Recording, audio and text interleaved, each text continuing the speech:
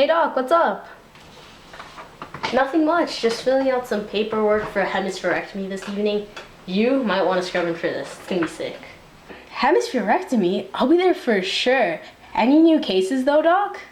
Well, we have this one case, I think, Zain Siddiqui, 17-year-old, complaining about flu-like symptoms after returning from a co-op placement in Ecuador. It is all yours. Sounds cool, I'll take it.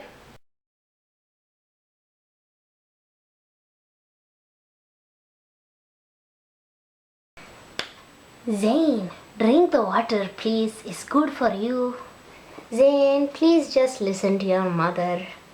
Okay. Zain Siddiqui? It is pronounced Zain Siddiqui, not Zain Siddiqui. Yup, that's me over here. Sorry about that, miss. My name is Dr. Pradipin and I'll be attending Zain's case. So yeah, Zain, how are you feeling? Not bad, just a little sick.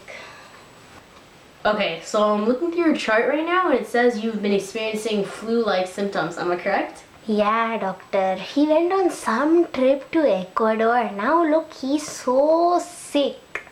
That's interesting. Zain, can you tell me about your trip, like where you stayed, what you ate, and just stuff like that? Sure. I went to Ecuador on a co-op exchange. There we built communities, constructed wells, houses, and schools. And to get the full experience out of living in Ecuador, we stayed with community members, and most of their houses didn't have running water or electricity, and we found ourselves running to streams to drink out of. I see. Well, that explains a lot. Yes, doctor. Myself and husband returned from business trip yesterday and we saw him so thin lying in the bed, or jaundice or something, and he's complaining of fever, tiredness, nausea, abdominal pain, and he didn't even want to eat my food yesterday. I didn't even want to eat it. Okay, so fever, loss of appetite, fatigue, nausea, abdominal pain, right? Yeah. Oh yes, doctor. Also, he's been complaining that his urine is darker than usual. Mom. Okay, so it seems like Zain here has hepatitis A. Cancer? No, hepatitis A. It's usually caused by drinking contaminated water or eating contaminated food, which is really common in countries with poor hygiene, like Ecuador. So I'm just gonna run a blood test to confirm. Okay, count to 10. This won't hurt. Ow.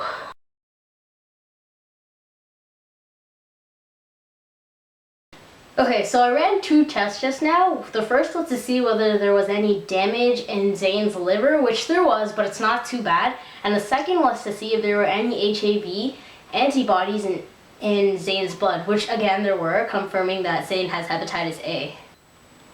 Oh, okay. Doctor, what is this hepatitis you're talking about?